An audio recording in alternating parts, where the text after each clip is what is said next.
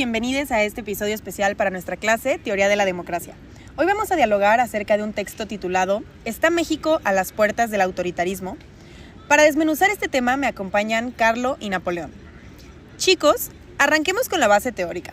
¿Qué es exactamente el populismo y por qué los autores afirman que la llamada Cuarta Transformación o 4T entra en esta categoría? Hola Carolina, empecemos aclarando que el populismo, antes que todo, no es una ideología completa, sino que se define como una retórica formulada por un conjunto de ideas centradas en la lucha entre el pueblo, que encarna el bien moral, y las élites, que representan la maldad y la corrupción. Exacto, y justo se dice que la 4T es populista porque el presidente Andrés Manuel López Obrador basó su plataforma en presentarse como el triunfo moral del pueblo sobre las élites corruptas y neoliberales que representaron los gobiernos anteriores del PAN y del PRI. Además, si miramos los datos empíricos, su gobierno implementó políticas distributivas, tales como transferencias directas, de efectivo y becas, que muchas veces se presentaban no como política de Estado, sino como dádivas directas del presidente o de su movimiento.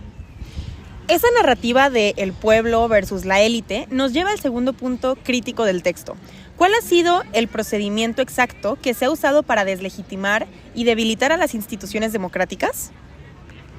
Los autores señalan que fue una estrategia gradual de dos frentes. Primero, el presidente lanzaba ataques retóricos constantes desde sus conferencias matutinas, llamadas las mañaneras, para sembrar dudas sobre la legitimidad de instituciones como lo es el Instituto Nacional Electoral, el Instituto de Transparencia, el INAI, y el Poder Judicial. Y el segundo paso, pues justamente era el ataque institucional.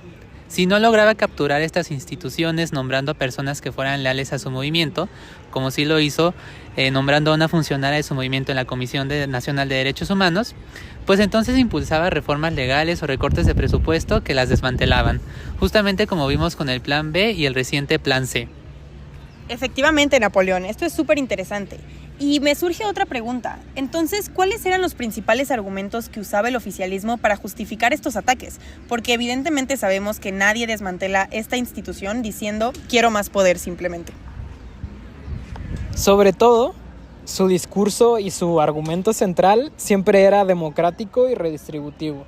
López Obrador argumentaba que estas instituciones habían sido capturadas por una oligarquía corrupta y que funcionaban como obstáculos para el bienestar social y la voluntad popular que afirmaba él encarnaba. Su propia autoridad estaba por encima de cualquier ley porque estaba inspirada en una demanda colectiva de justicia. Y los recursos discursivos que usaron contra las oposiciones pues fueron durísimos, ¿no? O sea, Andrés Manuel utilizó sus conferencias tanto para estigmatizar a los críticos, tachándolos de conservadores, y también llegó al extremo de revelar públicamente tanto datos personales y los salarios de los propios periodistas. Esto obligaba pues a todos a tomar una postura radical diciendo o estás con la transformación o estás en contra de ella. Y con Claudia Sheinbaum pues se ha mantenido esta retórica. Por ejemplo, justamente al negarse a acatar una orden judicial, donde justificó la acción argumentando que pues una jueza no está por encima del pueblo. Esta retórica polarizante ha tenido un efecto sumamente profundo. El texto menciona que se ha borrado la separación entre el Estado, el gobierno y el partido político. ¿Por qué dicen eso estos autores? El ejemplo más claro es el papel de los militares. Las divisiones republicanas desaparecieron cuando, por ejemplo, el secretario de Marina llamó al Poder Judicial un enemigo del Estado, replicando el discurso del presidente, o cuando el secretario de la Defensa Nacional apoyó abiertamente la Cuarta Transformación usando la misma retórica partidista de Morena. Así, el ejército dejó de ser neutral. Y justamente hablando del ejército, pues su papel ha crecido enormemente.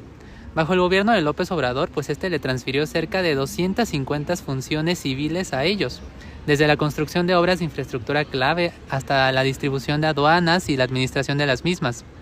Además, pues justamente se elimina la Policía Federal de carácter civil y se crea una Guardia Nacional que está directamente bajo el control militar. AMLO justificó todo este militarismo con una frase pues de carácter muy populista, ¿no? Los soldados son el pueblo uniformado. Y esta frase es muy contundente. Pero bueno, para cerrar, tenemos que hacernos una pregunta muy difícil. Frente a este desmantelamiento, ¿por qué la ciudadanía mexicana parece estar tan dispuesta a aceptar estas regresiones democráticas? Bueno, pues según el texto, la respuesta está en la polarización afectiva. El rechazo y el resentimiento hacia los partidos políticos tradicionales, que son el PRI y el PAN, creció tanto que los votantes consideran a la oposición como una alternativa totalmente inaceptable. Exacto. Tras años de escuchar que las instituciones eran barreras corruptas, el compromiso democrático se volvió condicional. Los datos empíricos del texto son alarmantes. Históricamente, alrededor del 30% de los mexicanos encuestados justifica que el presidente cierre el Congreso cuando hay tiempos difíciles. Y en 2024, una gran proporción de simpatizantes de Morena apoyó abiertamente desmantelar la Suprema Corte y el INAI, si esto era benéfico para los intereses del partido político. Bueno, en conclusión, la erosión no ocurre siempre por la fuerza. Podemos decir que también ocurre de manera gradual, bajo una fachada de legalidad y con respaldo popular. Un análisis fundamental para nuestra clase de Teoría de la Democracia. Muchísimas gracias, Carlo y Napoleón, y gracias a quienes nos escuchan. Nos vemos a la próxima clase.